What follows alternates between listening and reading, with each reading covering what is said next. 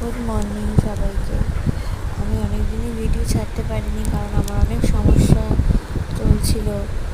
আমার অপারেশন হলো, আমার কনসিভ করার পর তারপরে এই সিজার হলো, মেয়ে হলো, এই কয়েক মাসে অনেক কিছুই হয়ে গেছে। তো এখন মেয়ে হয়ে গেছে, এখন 1.5 মাস বয়স হয়। তো সকাল থেকে ওকে নিয়ে এখন ব্যস্ত থাকি। ওকে সকাল থেকে উঠে ঘুম পাড়িয়ে খাইয়ে দাইয়ে এই করতে করতেই অনেক সময় চলে যায়। তোমরা সবাই কেমন আছো জানিও। অনেক দিনই তো ভিডিও দিতে পারিনি, তো এখন একটু সময় বের করে ভিডিও দেওয়ার চেষ্টা করছি। তো এই সকাল থেকে ও ঘুমাচ্ছে, ওকে রাতে করে হাগিস পরাই। সারাদিন পরাই না, কারণ ওর তো কষ্ট হয় না। তো সকালবেলা ওটা হাগিসটা করে দিই, তো সারাদিনও এমনি থাকে।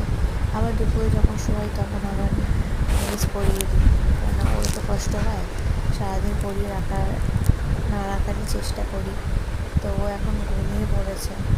এখন উঠে আমি ব্রাশ ট্রাশ করে এখন দেখি বাকি কাজগুলো সারি। ওর পিছনে তো অনেক সময় দিতে হয়। এখন আমি ব্রাশটা করে নিয়ে খাবো, খেয়ে দিয়ে নিয়ে ওর অনেক কাজ আছে, ওর জিনিসপত্র গোছানো থাকবে, সেগুলো গুছিয়ে নেবো। আমাদের নতুন ফ্ল্যাটে শিফট হয়েছি, তো অনেক কয়েক মাস হলো।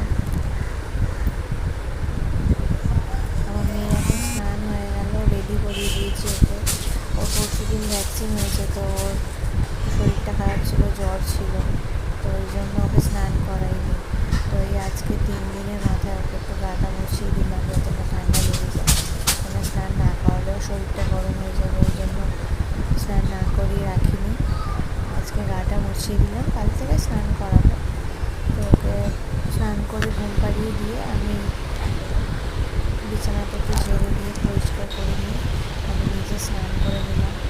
স্নান টান করে ও এখন ঘুমাচ্ছে, তো ওই জন্য আমার কাজ করতে অনেক সুবিধা হয়, আমার কাজগুলো আমার সারা হয়ে যায়। তো স্নান করে আমি একটু রেডি হয়ে গেছি। দেখো ও এখনও ঘুমাচ্ছে,